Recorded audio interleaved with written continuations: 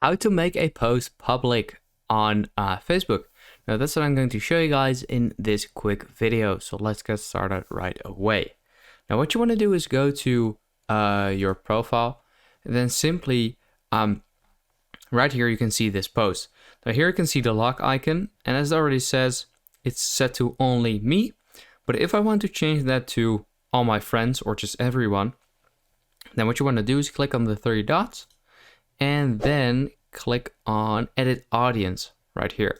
So here you can choose like specific friends or whoops, that was the spot. Yeah, so here you can choose specific friends accept, or friends or public.